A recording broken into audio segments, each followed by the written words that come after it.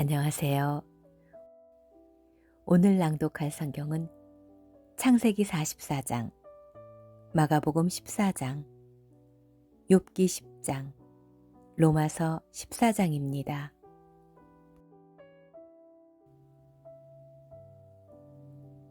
창세기 44장. 자루 속에 든 은잔.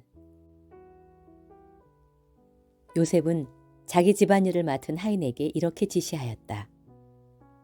너는 각 사람의 자루에 가져갈 수 있는 만큼 양식을 채우고 각자의 돈도 그 자루에 넣어라. 그리고 제일 막내 동생의 자루에는 내 은잔을 넣고 그의 곡식값도 함께 넣어주어라. 그래서 그는 요셉이 시키는 대로 하고 아침 일찍 나귀를 태워 그들을 보냈다.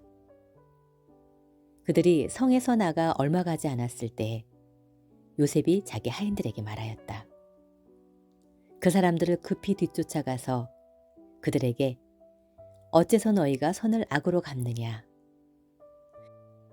너희가 무엇 때문에 내 주인이 가지고 술을 마시며 점치는 데 사용하는 은잔을 훔쳐갔느냐? 너희는 정말 악한 짓을 하였다고 말하라. 그 하인이 그들을 뒤쫓아가서 그대로 말하자 그들이 이렇게 대답하였다. 어째서 이런 말씀을 하십니까? 우리는 절대로 그런 짓을 하지 않았습니다. 우리 자루에 들어있던 돈도 우리가 가나안 땅에서 당신에게 가져갔는데 무엇 때문에 우리가 당신 주인의 집에서 은금을 도둑질하겠습니까? 우리 중에 누구든지 그것을 가진 자가 발견되면 그를 죽이십시오. 그리고 나머지는 당신의 종이 되겠습니다. 그때 그는 좋소. 그렇다면 당신들의 말대로 하겠소. 누가 그 은잔을 훔쳤든지 그 사람만 내 종이 될 것이며 나머지는 아무 죄가 없을 것이요 하였다. 그래서 그들이 각자 자루를 급히 땅에 내려 그것을 풀어놓자 그 하인이 장남부터 시작해서 막내 동생에게 이르기까지 나의 순으로 샅샅이 뒤졌는데 그 잔이 베냐민의 자루에서 발견되었다. 이것을 본 형제들은 옷을 찢고 슬퍼하며 각자 짐을 나귀에 싣고 성으로 되돌아왔다. 유다와 그의 형제들이 요셉의 집에 이르렀을 때 요셉은 집에 그대로 있었다. 그들이 땅에 엎드려 그 앞에 절하자 요셉이 그에게 말하였다. 너희가 어째서 이런 짓을 하였느냐? 나 같은 사람은 점으로 범인을 찾아낼 수 있다는 것을 몰랐느냐? 이때 유다가 대답하였다. 우리가 총리께 무슨 말을 할 수 있겠습니까? 우리가 무슨 변명을 하며 어떻게 우리의 무죄를 입증할 수 있겠습니까? 하나님이 우리 죄를 드러내셨으니 이제 우리와 이 잔이 발견된 자가 다 당신의 종이 되겠습니다. 그러자 요셉이 내가 그렇게 하지 않겠다. 잔을 훔쳐간 자만 내 종이 될 것이며 너희는 너희 아버지에게 평안히 돌아가거라 하자. 유다가 그에게 가까이 가서 말하였다. 총리께 한 말씀만 드리겠습니다. 제발 저에게 노하지 마십시오. 총리께서는 왕과 다름이 없습니다. 전에 총리께서 우리에게 너희는 아버지나 다른 형제가 있느냐 하고 물으셨습니다. 그래서 우리에게는 나이 많은 아버지가 계시고 또 아버지가 노년에 낳은 어린 동생이 있는데 그의 형은 죽었고 그의 어머니가 낳은 아들 중에서 그만 남았으므로 아버지가 그를 무척 사랑합니다 하고 대답하였습니다. 그때 총리께서는 우리에게 그 아이를 데리고 와서 대면하게 하라고 하셨으므로 우리는 그 아이가 아버지를 떠날 수 없으며 만일 떠나게 되면 아버지가 죽게 될 것이라고 대답하였습니다. 그러나 총리께서는 우리에게 너희 막내 동생을 데려오지 않으면 너희가 다시는 나를 보지 못할 것이다 라고 하셨습니다. 그래서 우리가 우리 아버지에게 돌아가서 총리께서 하신 말씀을 그대로 전했습니다. 그 후에 우리 아버지가 다시 가서 양식을 좀 사오라고 하셨을 때 우리는 이렇게 대답하였습니다. 우리가 내려갈 수 없습니다. 막내 동생을 우리와 함께 가게 해주시면 우리가 내려가겠습니다. 그러나 막내 동생과 함께 가지 않으면 우리는 그 사람을 볼 수가 없습니다. 그때 아버지께서 이렇게 말씀하셨습니다. 너희도 알겠지만 내 아내 라헬은 나에게 두 아들만 낳아주었다. 그런데 하나는 나를 떠났으며 맹수에게 찢겨 죽은 것이 틀림없다. 그때 이후로 내가 아직 그를 보지 못했는데 너희가 이 아이마저 내게서 뺏어가려고 하는구나. 만일 그에게 무슨 일이 일어나게 되면 너희는 백발이 된 나를 슬픔 가운데서 무덤으로 내려보내는 자들이 될 것이다. 아버지의 생명이 이 아이에게 달려있는데 우리가 아버지에게 돌아갈 때 만일 이 아이가 우리와 같이 가지 않으면 아이가 없는 것을 보고 아버지가 죽게 될 것입니다. 이렇게 되면 백발이 된 아버지를 우리가 죽이는 셈이 됩니다. 게다가 나는 아버지에게 목숨을 걸고 이 아이의 안전을 보장하며 만일 이 아이를 아버지에게 데리고 돌아오지 않으면 내가 평생 동안 그 죄의 대가를 치르겠습니다 하고 약속했습니다. 이 아이 대신 내가 총리의 종이 되어 여기에 머물러 있겠습니다. 그러니 제발 이 아이는 형제들과 함께 돌아가게 해주십시오. 내가 아이를 데리고 가지 않고 어떻게 아버지에게 돌아갈 수 있겠습니까? 아버지에게 불행한 일이 닥치는 것을 내가 참아 볼 수 없습니다.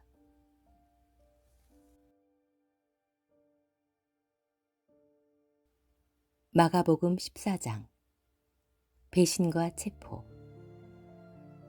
이틀이 지나면 유월절과 누룩 넣지 않은 빵을 먹는 명절이었다.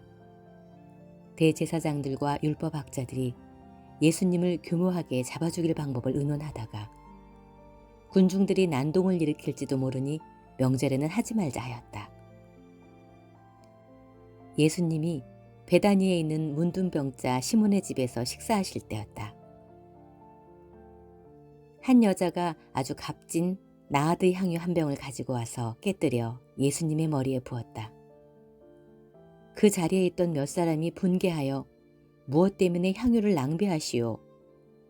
이 향유를 팔면 300데나리온도 더 받을 텐데 이것을 팔아 가난한 사람들에게 줄 수도 있지 않겠소? 하며 그 여자를 호되게 꾸짖었다.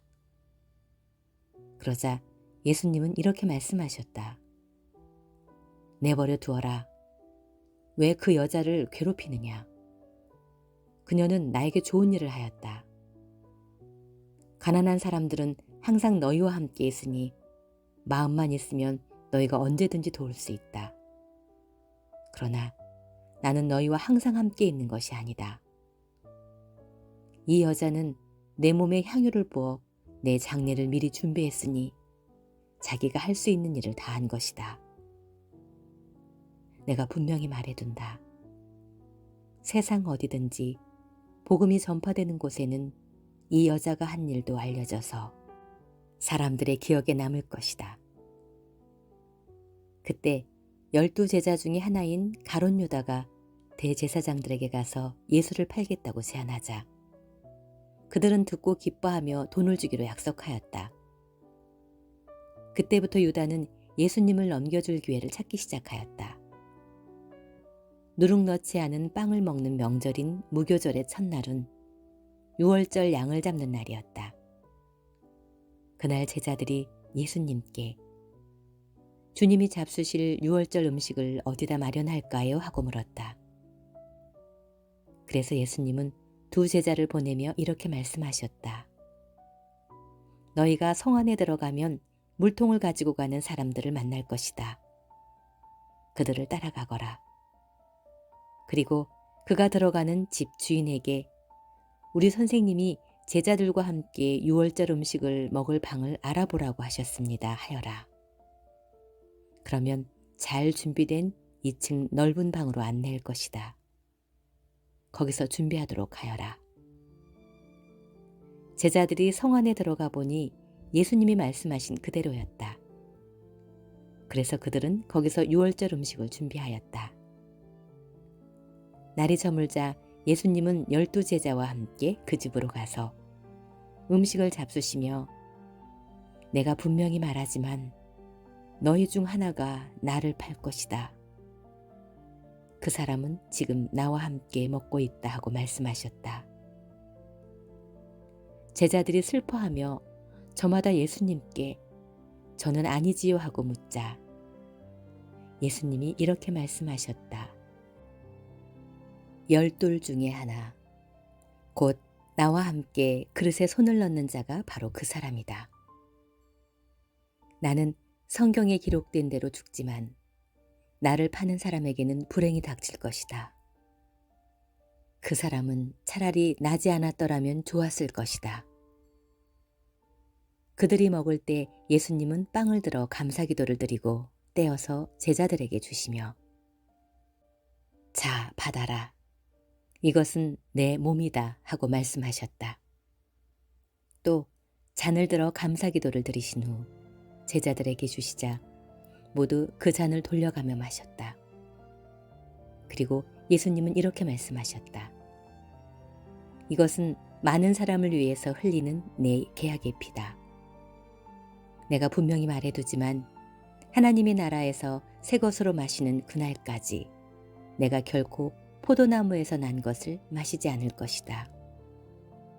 그들은 찬송을 부르고서 감람산으로 갔다.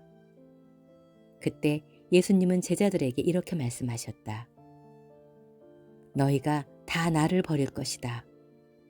성경에도 내가 목자를 칠 것이니 양들이 흩어질 것이다 라고 쓰여 있다. 그러나 내가 다시 살아나 너희보다 먼저 갈릴리로 가겠다. 베드로가 예수님께 모든 사람이 주님을 버린다 해도 저는 절대로 주님을 버리지 않겠습니다 하자 예수님이 베드로에게 내가 분명히 너에게 말하지만 바로 오늘 밤 닭이 2번 울기 전에 내가 3번이나 나를 모른다고 할 것이다 하였다. 그러나 베드로는 내가 주님과 함께 죽는 한이 있더라도 절대로 주님을 모른다고 하지는 않겠습니다 하고 큰 소리로 장담하였다. 그리고 다른 제자들도 다 그렇게 말하였다.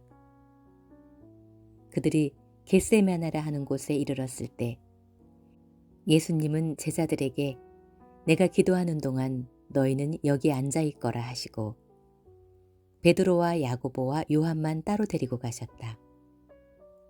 예수님은 몹시 괴로워하시며 그들에게 지금 내 마음이 너무 괴로워 죽을 지경이다. 너희는 여기 머물러 깨어 있어라 하셨다. 그러고서 예수님은 조금 더 나아가 땅에 엎드려서 할 수만 있으면 그 고난의 때가 자기에게서 지나가기를 빌며 이렇게 기도하셨다. 아버지, 아버지께서는 무슨 일이나 다 하실 수 있지 않습니까? 이 고난의 잔을 내게서 거두어 주십시오. 그러나 내 뜻대로 마시고 아버지의 뜻대로 하십시오. 그리고 예수님은 세 제자들에게 돌아와 그들이 잠든 것을 보시고 베드로에게 말씀하셨다. 시몬아, 자고 있느냐? 내가 1시간도 나와 함께 깨어있을 수 없느냐? 시험에 들지 않게 정신 차려 기도하여라. 마음은 간절하지만 몸이 약하구나. 예수님이 다시 가서 같은 말씀으로 기도하신 후 돌아와 보니 제자들이 몹시 피곤하여 또 자고 있었다. 그들은 예수님을 보고 몸둘 바를 몰랐다. 예수님은 3번째 제자들에게 오셔서 이렇게 말씀하셨다. 아직도 자고 있느냐? 그만하면 됐다.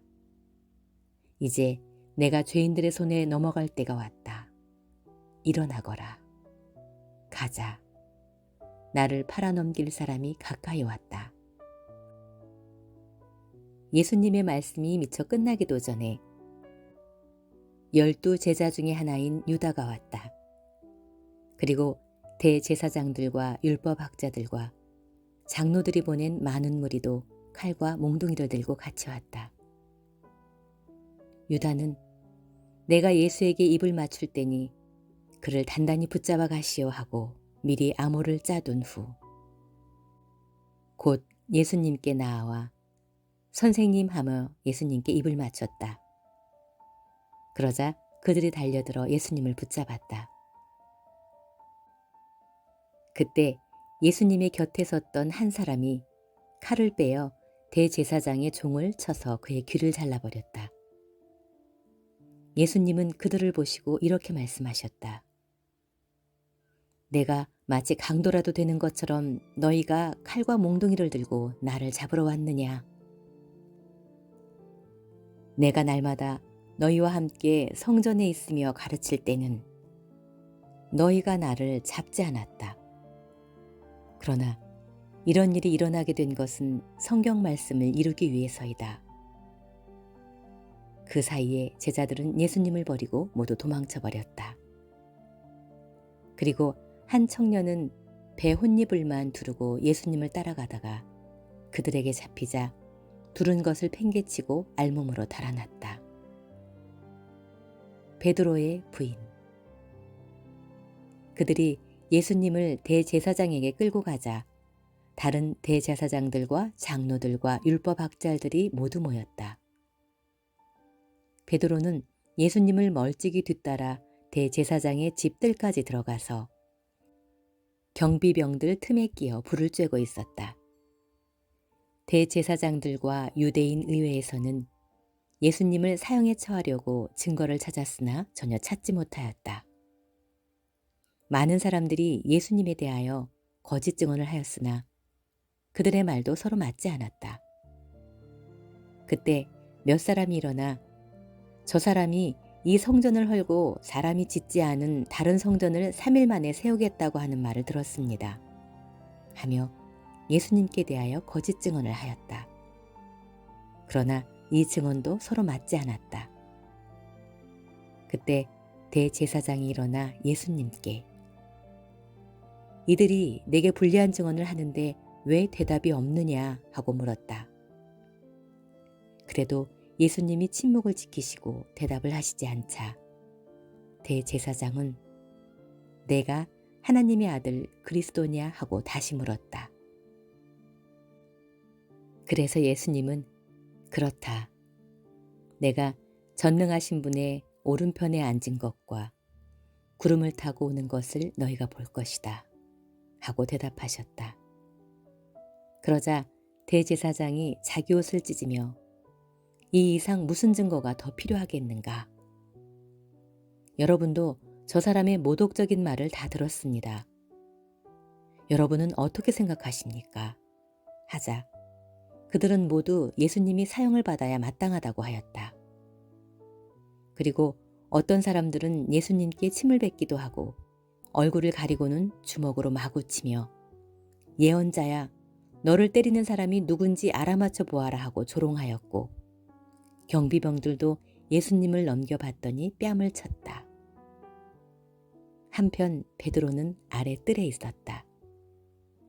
그때 대제사장의 여종 하나가 와서 불을 쬐고 있는 베드로를 유심히 보더니 당신도 나사렛 사람 예수와 한패지요 하였다. 그러나 베드로는 도대체 무슨 소리를 하는지 모르겠소. 당신이 하는 말을 이해하지 못하겠단 말이요. 하고 부인하며 현관으로 나갔다. 그러자 닭이 울었다. 그 여종이 다시 베드로를 보고 곁에 선 사람들에게 이 사람은 예수의 제자가 틀림없어요 하였으나 베드로는 이번에도 모르는 일이라고 딱 잡아떼었다. 잠시 후 거기 섰던 사람들이 다시 베드로에게 당신도 갈릴리 사람인 걸 보니 그들과 한패임이 틀림없소 하자 베드로는 만일 자기가 그런 사람이라면 저주를 받을 것이라고 맹세하면서 나는 당신들이 말하는 이 사람을 정말 모릅니다 하였다. 바로 그때 닭이 두 번째 울었다. 베드로는 예수님께서 닭이 두 번 울기 전에 내가 세 번이나 나를 모른다고 말할 것이다 라고 하신 말씀이 생각나서 한없이 울었다. 욥기 10장. 나는 삶에 지쳐버렸다. 마음껏 불평도 해보고 내 영혼의 괴로움을 털어놓아야겠다. 내가 하나님께 말하리라.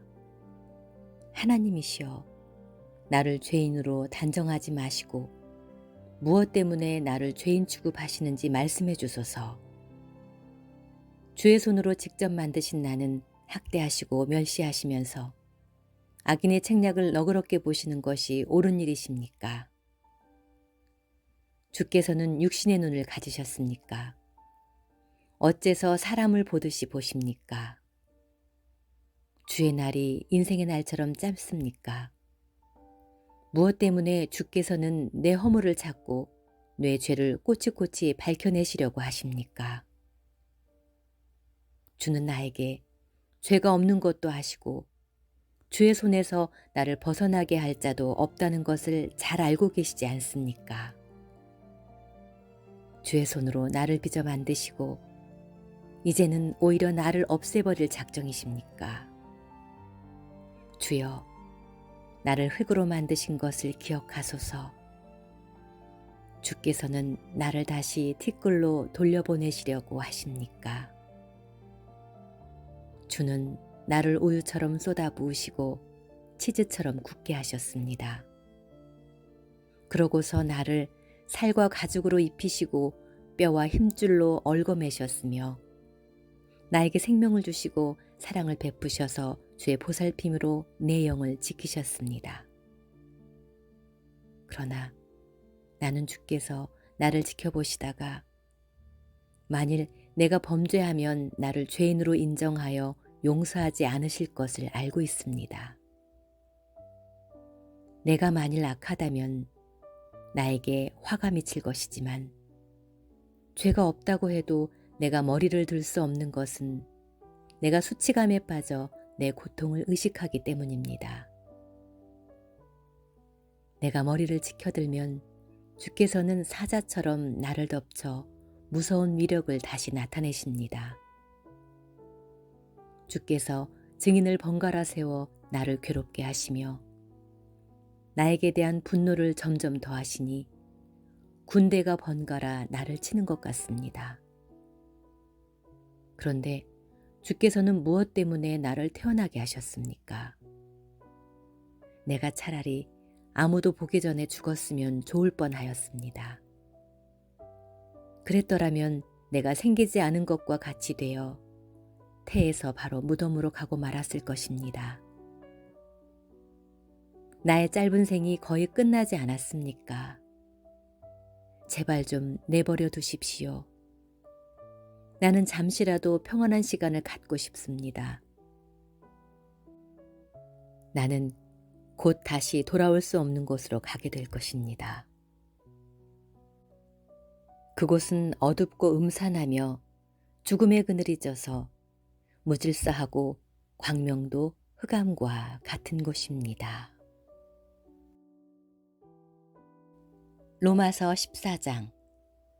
서로 비난하지 말 것. 믿음이 약한 사람을 따뜻이 맞아주고 그의 의견을 함부로 비판하지 마십시오. 어떤 사람은 무엇이든지 먹을 수 있는 믿음을 가졌지만 믿음이 약한 사람은 채소만 먹어야 한다고 생각합니다.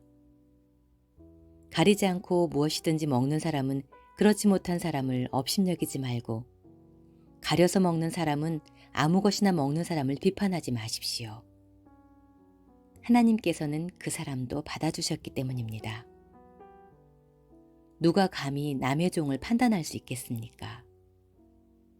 그가 서든 넘어지든 그의 주인이 알아서 할 일입니다. 하나님이 그를 세우실 수 있기 때문에 그는 서게 될 것입니다.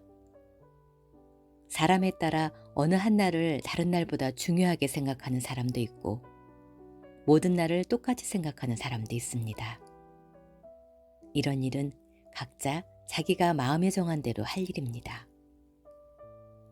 어느 한 날을 특별히 중요하게 생각하는 사람도 주님을 위해 그렇게 하고 가리지 않고 아무 것이나 먹는 사람도 그 음식에 대해서 하나님께 감사하기 때문에 주님을 위해 그렇게 합니다. 그리고 가려서 먹는 사람도 주님을 위해 그렇게 하고 하나님께 감사를 드립니다. 우리 가운데는 자기만을 위해 사는 사람도 없고 자기만을 위해 죽는 사람도 없습니다. 우리는 살아도 주님을 위해 살고 죽어도 주님을 위해 죽습니다. 그러므로 사나 죽으나 우리는 주님의 것입니다. 바로 이런 이유 때문에 그리스도께서 죽었다가 다시 살아나셔서 죽은 사람과 산 사람의 주님이 되셨습니다. 그런데 어째서 여러분은 여러분의 형제를 비판하고 업신여깁니까? 우리는 다 하나님의 심판대 앞에 서게 될 것입니다. 성경에도 주께서 말씀하신다. 내가 살아있으니 모든 사람이 내 앞에 무릎을 꿇을 것이며 모든 사람이 나에게 자백할 것이다 라는 말씀이 있습니다. 그때 우리는 각자 자기 일을 낱낱이 하나님께 자백해야 할 것입니다. 그러므로 이제부터 우리는 서로 비판하지 맙시다. 그리고 형제 앞에 장애물을 놓아 죄를 짓게 하는 일도 없도록 합시다. 내가 주 예수님 안에서 알고 확신하는 것은 무엇이든지 음식 자체는 더럽지 않다는 사실입니다. 오직 그것을 더럽다고 생각하는 사람에게만 더럽습니다. 그러나 만일 여러분의 형제가 여러분이 먹는 음식 때문에 근심하게 되면 여러분은 사랑으로 행동하는 것이 아닙니다. 그리스도께서 죽으심으로 구원하신 형제를 먹는 문제로 망하게 하지 마십시오. 그러므로 여러분이 옳다고 생각하는 것이 비난의 대상이 되지 않게 하십시오. 하나님의 나라는 먹고 마시는 것이 아니라 성령님 안에서 누리는 의와 평화와 기쁨입니다. 이런 것으로 그리스도를 섬기는 사람은 하나님을 기쁘게 해드릴 뿐 아니라 사람들에게도 인정을 받습니다. 그러므로 화목하고 서로 덕을 세우는 일에 힘씁시다. 음식 문제를 가지고 하나님의 일을 망쳐놓지 마십시오. 음식은 다 좋은 것이지만 어떤 음식을 먹어서 다른 사람을 죄짓게 한다면 그것은 나쁜 짓입니다. 여러분의 형제를 넘어지게 하거나 꺼림칙하게 하는 것이라면 고기도 먹지 말고 포도주도 마시지 말고 그 밖의 일도 삼가는 것이 좋습니다. 이런 문제는 하나님 앞에서 여러분의 믿음대로 하십시오. 자기가 옳다고 생각하는 일을 할 때 죄책감을 느끼지 않는 사람은 행복한 사람입니다. 그러나 의심을 하면서 음식을 먹는다면 그것은 믿음으로 먹은 것이 아니기 때문에 죄가 됩니다. 그러므로 믿음으로 하지 않는 것은 모두 죄입니다.